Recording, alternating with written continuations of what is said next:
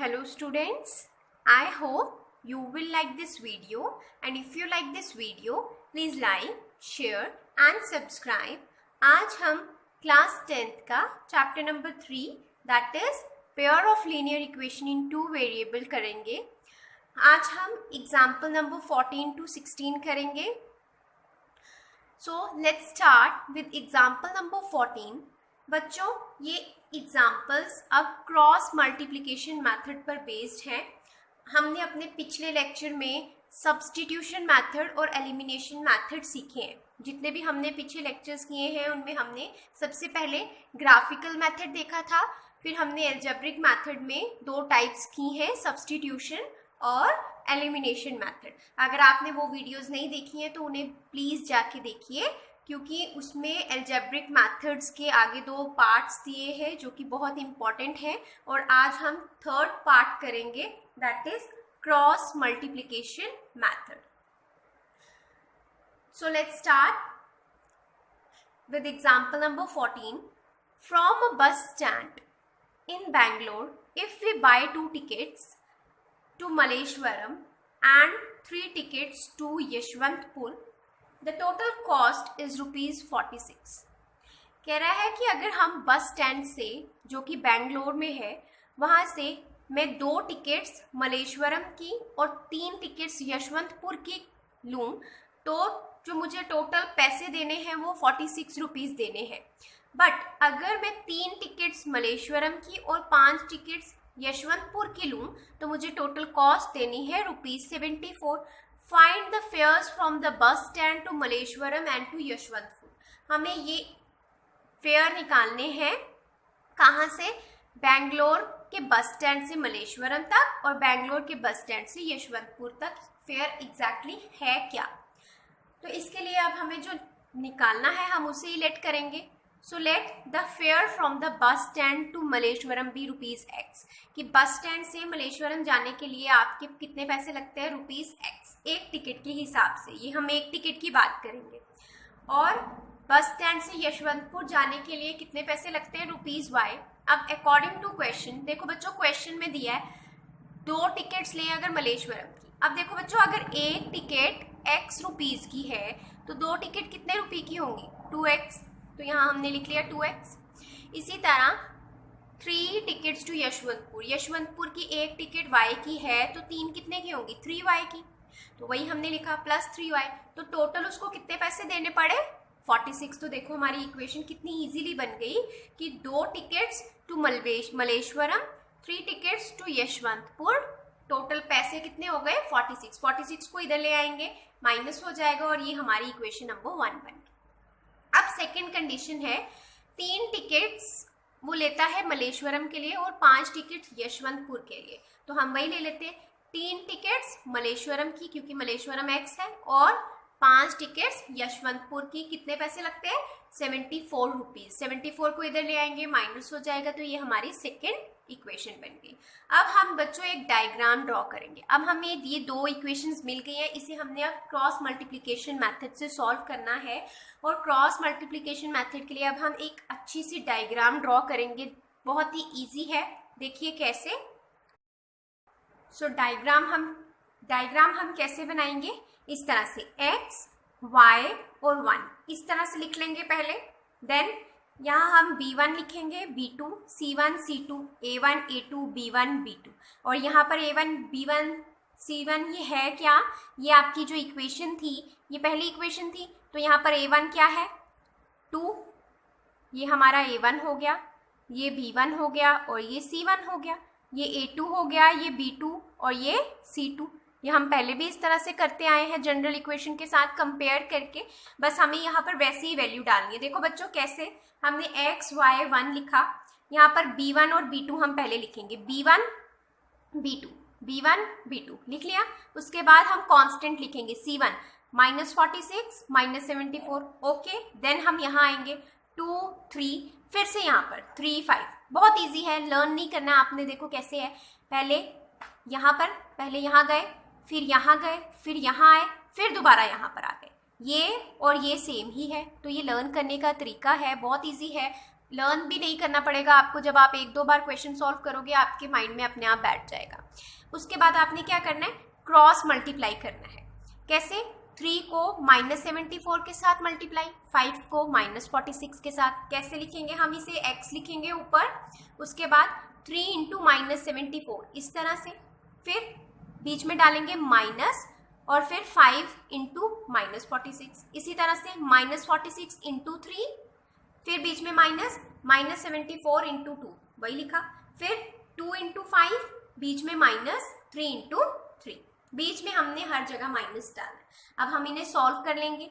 x 74 को 3 के साथ मल्टीप्लाई करेंगे तो आएगा 222, और माइनस आया क्योंकि 74 के साथ माइनस था। यहाँ पर माइनस माइनस क्या हो गया बच्चों, प्लस, 5 इंटू 46 किया 230 आ गया, equals to y 46 into 3 is 138, और माइनस साथ में क्योंकि 46 के साथ माइनस है।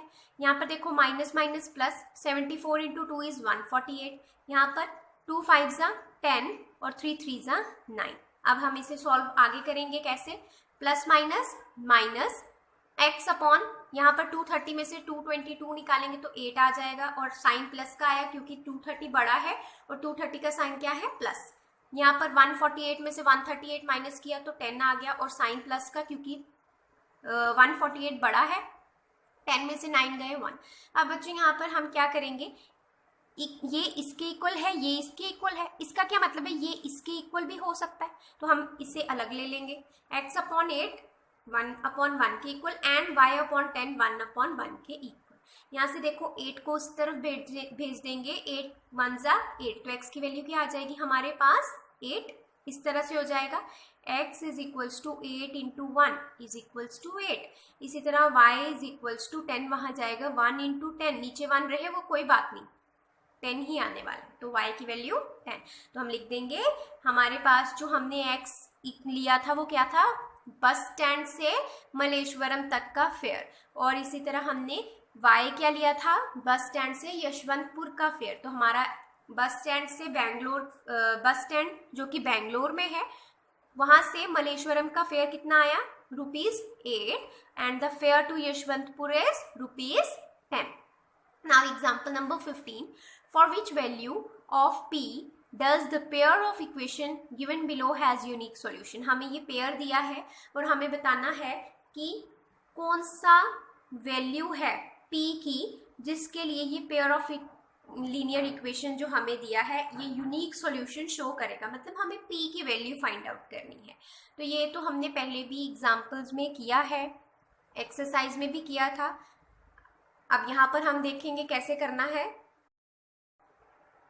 सबसे पहले हम लिखेंगे we have 4x plus p y plus 8 equals to 0 and 2x plus 2y plus 2 equals to 0। ये हमें दो इक्वेशंस गिवन है।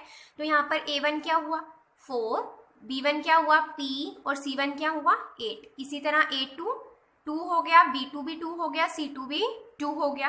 Now we know that for the given pair to have a linear unique solution. बच्चों आपने very first lecture में ये सब पढ़ा है, मैंने सब पढ़ाया है, प्लीज़ फर्स्ट लेक्चर ज़रूर देखिए, वो बहुत ज़्यादा इंपॉर्टेंट है, उसमें मैंने सब डिटेल में पढ़ाया है। यूनिक सॉल्यूशन होने के लिए हमें क्या चेक करना पड़ता है कि a1 upon a2 b1 upon b2 के इक्वल नहीं होना चाहिए, बस हमें यही चेक करना होता है। तो हम वही लिख लेंगे, a1 upon a2 is not equals to b1 upon b2। Value put करो, a1 की 4, a2 की 2, इसी तरह b1 p और b2 2। अब यहाँ पर बीच में नॉट इक्वल टू ही रहेगा, इसे मैं इस तरह से लिख सकती हूँ p अपॉन 2 इधर, 4 अपॉन 2 इधर, राइट। यहाँ से 2 2 कैंसिल, p की वैल्यू क्या आ गई नॉट इक्वल्स टू 4। इसका क्या मतलब है कि p की वैल्यू 4 नहीं होनी चाहिए, बाकी कोई भी हो। For all values of p except 4, the given pair of equation will have a unique solution। मतलब सिर्फ p की वैल्यू 4 मत डालना, बाकी सब वैल्यूज के लिए p में आप कुछ भी वैल्यू पुट करो, 8 पुट करो, 6 पुट करो, 3 पुट करो, कुछ भी पुट करो, यहाँ पर ये आपको यूनिक सॉल्यूशन देगा। बट अगर आप p को 4 पुट कर दोगे तो यूनिक सॉल्यूशन नहीं देगा, हमें यही फाइंड आउट करना था। सो आप लिख दोगे for all values of p except 4 the given pair of equation will have a unique solution. आप वीडियो को पॉज करके नोट कर सकते हैं। Now example number 16, For what value of k will the following pair of linear equation have infinitely many solution? अब जैसे हमने ऊपर यूनिक सॉल्यूशन के लिए ढूंढा, अब हमें इनफाइनाइटली मेनी सॉल्यूशन के लिए ढूंढना है। इक्वेशंस हमें दो गिवन है, सो वी हैव ये दो हमें इक्वेशंस दी है। तो यहाँ पर a1 क्या होगा बच्चों k, b1 क्या होगा 3, देखो x के साथ वाला y के साथ वाला और ये कांस्टेंट, c1 क्या हो गया -k-3। इसी तरह ये a2, ये b2 और ये c2 आ गया, राइट। अब हमें पता है कि जब भी हमें पेयर ऑफ लीनियर इक्वेशन को इनफाइनाइटली मेनी सॉल्यूशन के साथ कंपेयर करना होता है तो इसकी क्या कंडीशन होती है, a1/a2, b1/b2, c1/c2 ये सारे आपस में इक्वल होने चाहिए। तो हमने वैसे ही लिख लिया। अब वैल्यू पुट करते हैं। a1 की वैल्यू क्या है k, a2 की वैल्यू 12, b1 की 3, b2 की वैल्यू k, c1 की वैल्यू k-3 -k-3 और c2 की वैल्यू -k। अब सॉल्व करेंगे। k/12 equals to 3/k। देखो इसे मैंने अलग ले लिया एंड इसे मैंने अलग ले लिया। मैं कुछ भी अलग ले सकती हूँ, मैं इसको भी ले सकती हूँ क्योंकि इक्वल है, आप किसी के साथ भी इक्वेट कर सकते हो। तो यहाँ पर देखो क्या आया, ये k यहाँ गया तो k² हो गया, 12 वहाँ गया मल्टीप्लाई, इस तरह से क्रॉस मल्टीप्लाई हो गए। k² आ गया, 12 3 = 36, k क्या आ गया, जब स्क्वायर बच्चों दूसरी साइड जाता है तो वो क्या बन जाता है स्क्वायर रूट, और यहाँ पर प्लस माइनस आ जाता है। ये प्लस का स्क्वायर रूट भी हो सकता है, माइनस का स्क्वायर रूट भी हो सकता है। तो इसका आंसर क्या होगा, किसको 2 बार मल्टीप्लाई करने पर 36 आता है, 6 को, तो इसका आंसर क्या है 6। आई थिंक आपको रूट सॉल्व करना आता है। 36 इस तरह से लिखेंगे, 6 को 2 बार मल्टीप्लाई करने पर 36 आता है। तो पेयर बन गया, तो इसमें से एक 6 बाहर आ जाएगा तो ये आंसर हो जाएगा। इस तरह से इसे सॉल्व करते हैं। तो यहाँ पर k की वैल्यू आ गई +-6। अब यहाँ पर सॉल्व करें तो 3/k इसके इक्वल है, ये माइनस और माइनस कैंसिल हो गया और ये k यहाँ चला गया, ये k वहाँ चला गया, 3k और ये k इंटू k-3 हो गया। 3k इक्वल्स टू, यहाँ पर अगर हम सॉल्व कर लें, ये k और ये k कैंसिल ही हो रहा है बेटा। कैसे, हम इस तरह से लिख सकते हैं 3k इक्वल्स टू k-3, ये k नीचे जाएगा तो ये सॉल्व हो जाएगा। तो हमारे पास आ जाएगा 3 इक्वल्स टू k-3। अब ये 3 इस तरफ आएगा, प्लस हो जाएगा 3 + 3 इक्वल्स टू k, तो k की वैल्यू क्या आ गई 6। तो आप यहाँ पर आपने सिर्फ ये नोटिस करना है कि दोनों में k की कौन सी वैल्यू आ रही है, कॉमन 6 है, तो बस 6 ही हमारा क्या होगा answer. For k equals to 6 the pair of linear equation has infinitely many solution. मतलब अगर आप यहाँ पर इन दो इक्वेशंस में k की वैल्यू 6 पुट करोगे तो आपके पास बहुत सारे इनफाइनाइटली मेनी सॉल्यूशंस आएंगे। So thank you so much friends.